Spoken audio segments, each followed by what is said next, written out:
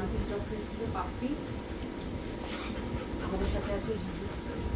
রিজুর একটু খাওয়া দাওয়া হয়ে গেছে, তো রিজু এসি রুমে থাকে।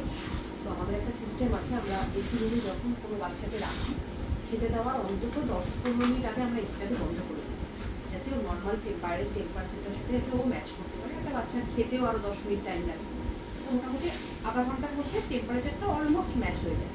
এবং আমরা বাইরে থেকে ঘুরিয়ে নিয়ে এসেও ঝট করে এসি রুমে ঢোকাই না। ওর এখন খাওয়া হয়ে গেছে, ও এখন এসছে, আমি একটু অফিসে বসলাম, ওকে ব্রাশ করে সবসময় সব কিছু ভিডিও তো এভাবে করা হয়ে ওঠে নয়, করতে তো দেবেই না, কিচ্ছু করতে দেবে না, ও সব কিছু কামড়ানো দরকার। দাঁড়া, শেডিং হচ্ছে বলে ওকে ব্রাশ করে দিচ্ছি। ওকে গোল্ডেন রিট্রিভারের এটা সত্যি প্রয়োজনীয় জিনিস, ব্রাশিং। এখন ওইটা হচ্ছে, ওটা করতে দেবে না, ও এটা নিয়ে নেবে। তো এটা নিবি তো, এদিকে এখানে আয়, এখানে আয়, কি এটা নিবি? কি করবি বল? এটা লাগবে তোর, এটা লাগবে? বস করে, বস, করতে দাও, করতে দাও, মুখটা কোথায়? কথাই শুনছো না, কিন্তু কথাই শুনছে না, কথাই শুনছে না, সবাই পচা বলছে। কিন্তু ব্রাশিং চলছে, এবার আমরা শোবো, রিজু আমাদের সাথে থাকবে আমার কাছে, ঠিক আছে?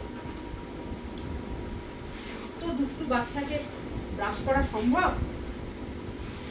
এত দুষ্টু বাচ্চার সাথে কি সম্ভব এ সমস্ত করা? কোনোভাবে সম্ভব? এই ব্রাশিংটা খুব এনজয় করতো পাম্পের বলে একটা গোল্ডেন রিট্রিভার আমার কাছে আসতো, ওরা এখন বাইরে চলে গেছেন।